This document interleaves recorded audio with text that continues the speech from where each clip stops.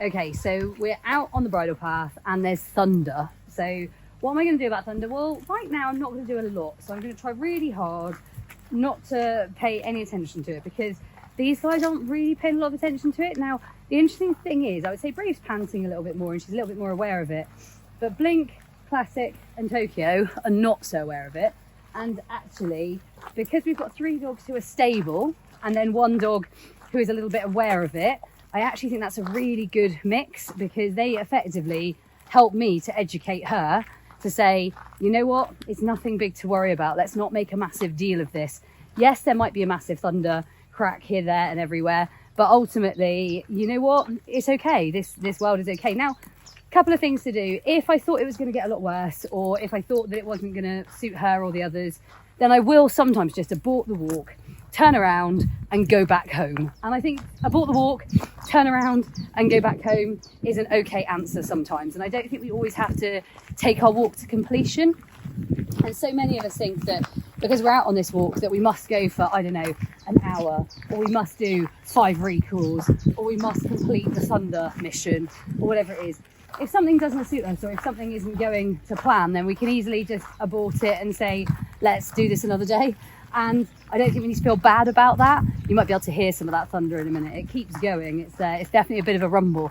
And I think it's also really worth saying that ultimately, when you're out and about on your walk, you get to be the director of your walk. So you get to direct and dictate and decide how that walk's going to go. And so, for example, I don't know, say for example now I see dogs up ahead and I don't fancy walking into them. It's okay to say, you know what, there's that noise, there's a lot of noise going on. It's okay to say, off you go, go on, off you go, you're fine.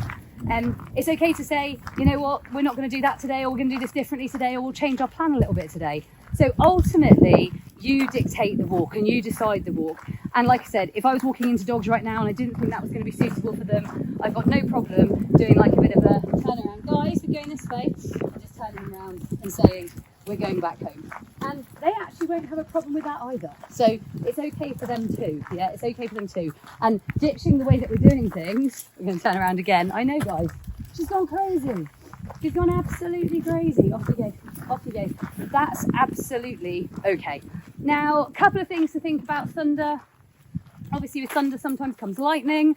So with thunder, lightning and all of the fun, be a little bit mindful of the fact that if you do really have a noise aware dog or a very, very sensitive dog, pop them back on lead if you think there might be trouble. For me, where we are, we go straight back to home from here. And I do know, even in loud gunshot or problematic shot, she is going to hang out with you. She's not leaving you. So I think I know roughly where we are, but always have your lead ready to pop them back on.